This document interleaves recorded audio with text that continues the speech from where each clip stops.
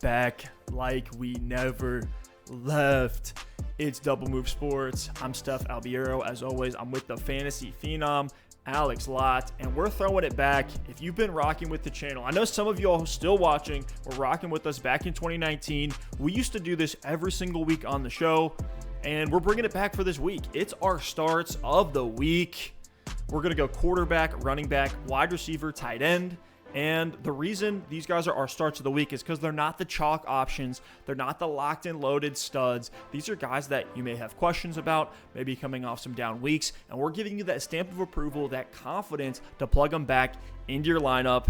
Alex, you ready to jump in? I'm ready to jump in, and really quickly, looking at the names I have, you're right. Like, these are not your plug and play every single week type of names. I'm looking at my names on my list, and I'm like, dang.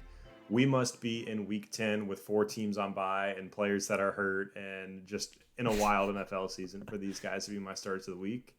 But let's get into it. I think we're going to uncover some very, very interesting stats, some very interesting trends with some of these names that really give a good reason and a good case for plugging them into your lineup in week 10 and feeling pretty confident about it. So, Steph, how about you kick us off with your quarterback for week 10? My quarterback, start of the week. I feel like he ends up in this segment every couple weeks. It's Derek Carr.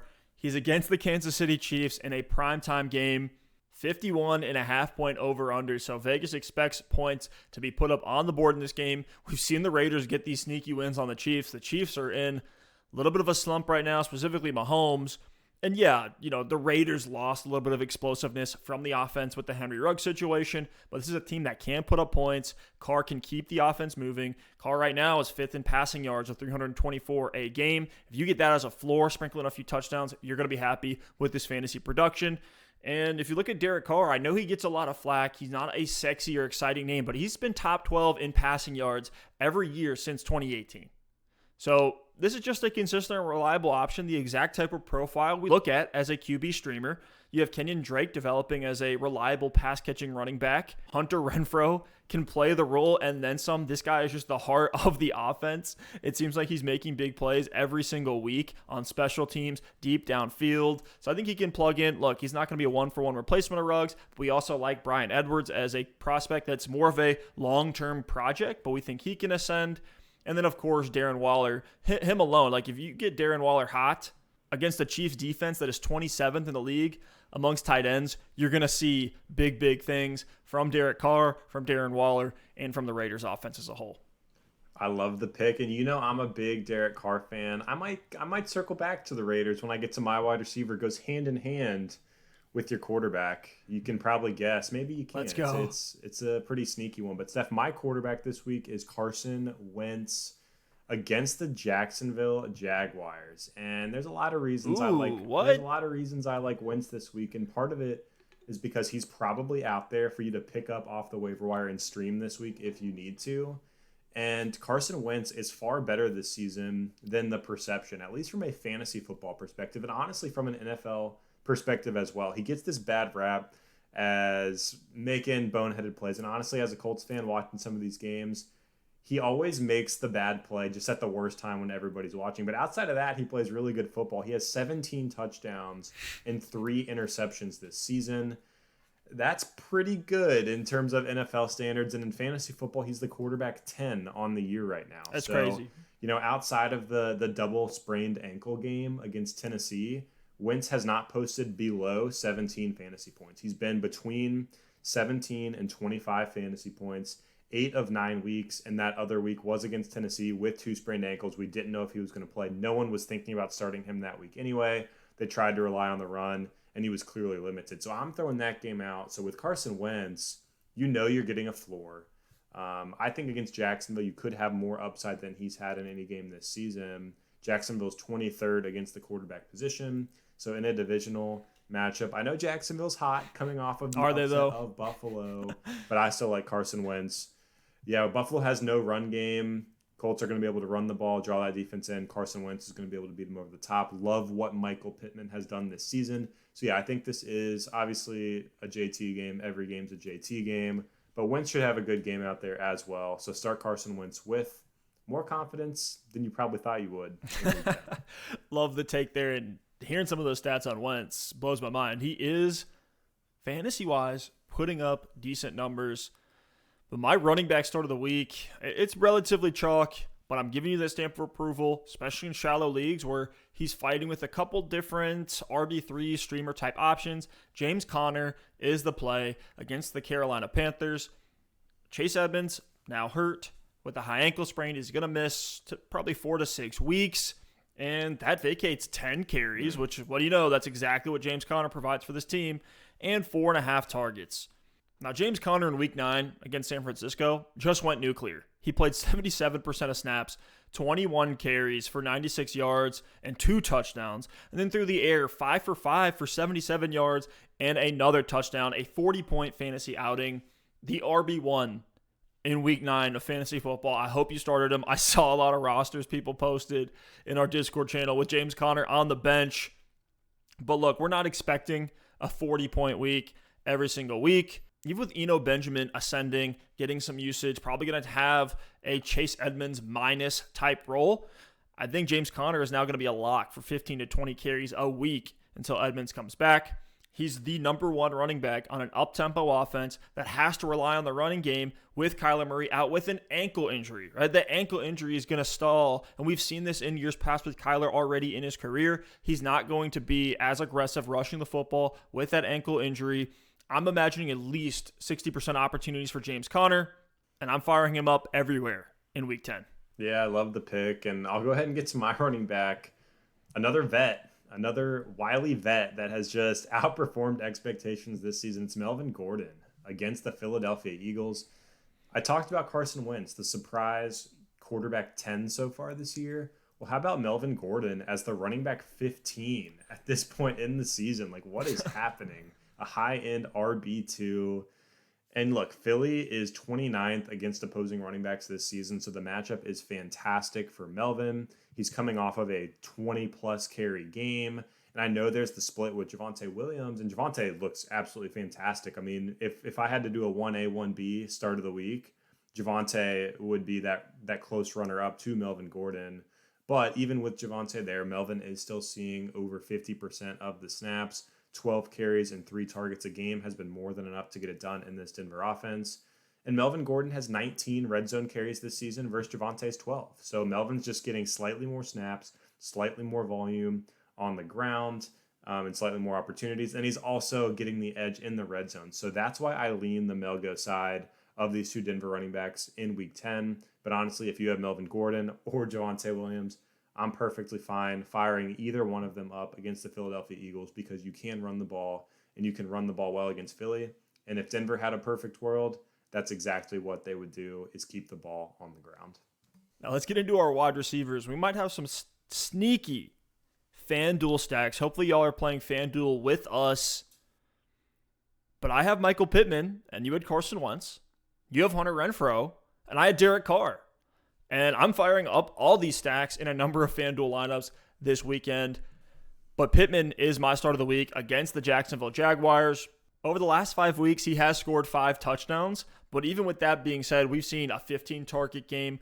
We're seeing Michael Pittman produce consistently week in, week out. Right now, sitting as a top 10 receiver in receiving yards with 73 per game. 9th in receptions with 5.6 per game. And 13 in the NFL with 7.9 targets per game. So Michael Pittman with a 24.4% target share, which is top 20 at the wide receiver position on a team that has multiple tight ends, multiple receivers, multiple pass-catching running backs. The fact that he can still have that 24% target share, to me, that is true alpha target share in an offense like the Indianapolis Colts. He has a 30% target share in the red zone. Obviously, you're seeing that play out in spades as far as his touchdown production over the last couple of weeks. But you got to continue to ride this hot hand with Michael Pittman because he is breaking out. He's showing us that he is the one. Even with T.Y. Hilton, if he happens to be healthy and gets back in the game, I'm still not worried at all for Michael Pittman at 24 years old, 6'4", 223 pounds. Love what we're seeing as a typical outside X wide receiver, Michael Pittman. And you just gave the take on why Wentz is set to have a great week against Jacksonville. Yeah, it's a great pick, and I do love the stack. And speaking of those stacks, I'm so glad you brought up FanDuel because stacking is one of the, in my opinion, best strategies you can use on FanDuel in these tournament lineups. FanDuel is the best platform in daily fantasy sports, and we're talking about our starts of the week. Luckily, if you don't have these guys on your roster and you're excited about their matchup, you're excited about their potential output in week 10, you can get them on your FanDuel roster whenever you want. So with FanDuel, you draft a new team every single week. All you have to do is put together an all-star lineup and stay under that salary cap. The Sunday full slate contest, you draft a full roster, quarterback, 2 running back, 3 receiver, a tight end, a flex, and a defense.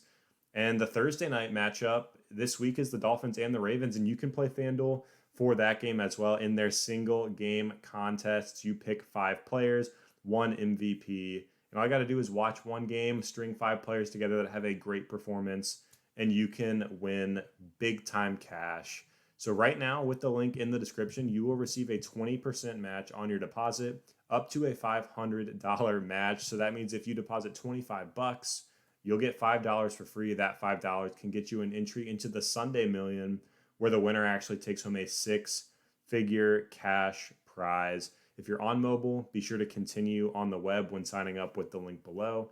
But download the FanDuel app now and make sports even more exciting today. And with that, I will talk about Hunter Renfrow against the Kansas City Chiefs.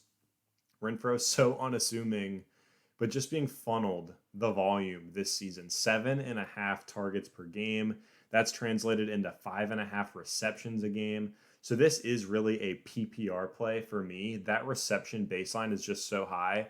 It feels like Hunter Renfrow is going to put up, a 5 for 50 game at minimum every single week. He's also heavily utilized on third downs. He's also heavily utilized around the goal line, like spreading it out around the goal line, lining him up in the slot with his quickness and his route running ability has been a recipe for success this season. He's at double-digit fantasy points every single week except one in these PPR formats.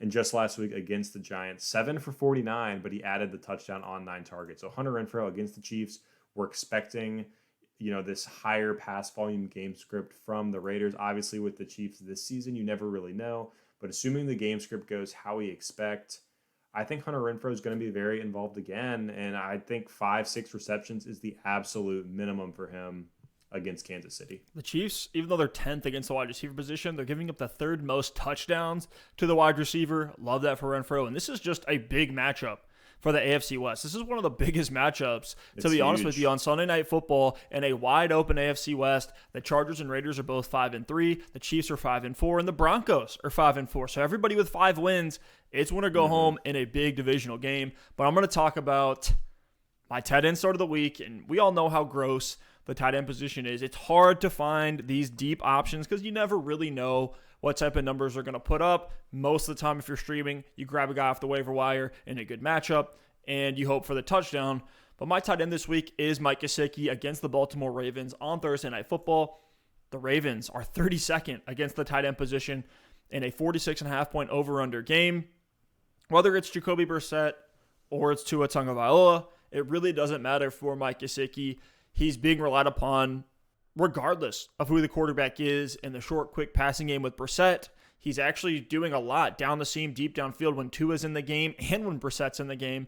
He's 3rd in targets and has 7 targets a game right now. So the volume, that volume is there for Mike Gesicki, and all of those targets are coming his way deep downfield. He's 4th in tight end receiving yards, top 3 in air yards, with an average 2 yards after the catch per target, which is 17th amongst tight ends. So this guy's literally just grabbing the ball, falling forward for 2 yards most of the time, but it doesn't matter because these are 15, 10, 20-yard receptions that he's getting. So I love Gesicki, and he has that touchdown upside too.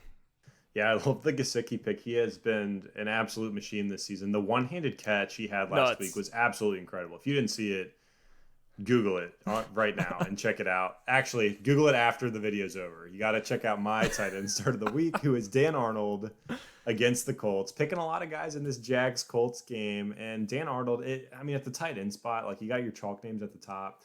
You got your touchdown or bust streaming category of 20 names. And then you got this weird zone in the middle where I would consider Gesicki a high-end option there, the Dallas Goederts of the world. Throw Noah Fant in there. But Dan Arnold is kind of emerging and becoming one of the names in that category that can get it done with volume over touchdowns at the tight end spot, which honestly is something you look for because Arnold with the volume he's getting, has just as much of a shot at a touchdown as the Jared Cooks of the world, as the Jimmy Grahams, the Cole Kmets, these deeper touchdown or bust names. But the volume does give him a little bit of a floor, which I really do like. The Colts are 27th against the tight end this season, so a great spot here for Dan Arnold with the matchup. And Arnold has been a checkdown monster for Trevor Lawrence. The trade from Carolina to Jacksonville is the best thing that could have happened for Arnold to really be featured in an offense. He's shown flashes in the opportunities he got in Arizona back in the day, and then even when he was in Carolina, showed flashes, but just wasn't getting the opportunity. Now he comes to Jacksonville, and he's really broken out. I mean, it's 10 targets and 7 targets in the last 2 games, and they went out and traded for this guy for a reason. And honestly, some of that vacated volume from DJ Chark going down with an injury has shifted Dan Arnold's way. And with the Jacksonville Jaguars trailing quite often this season, they're going to be passing the ball a lot with their rookie quarterback. So I like Dan Arnold. No, he's not one of these top-tier options. But if he's still on your waiver wire, pick him up, and he's someone you might be able to start every single week in PPR leagues. I've been plugging him every week, and with Laviska Shenault not breaking out, it's really helped the case for Dan Arnold. Even Marvin Jones busting out time and time again. He can be that short, quick safety valve for Trevor Lawrence. But I think that's it for our starts of the week. If you guys have more questions about who to plug into your lineup, hit that free Discord link in the description down below. As always, if you like what we do here on the show, a like and a sub greatly appreciated. Thank you all so much for listening and watching, and we'll see you next time. Peace.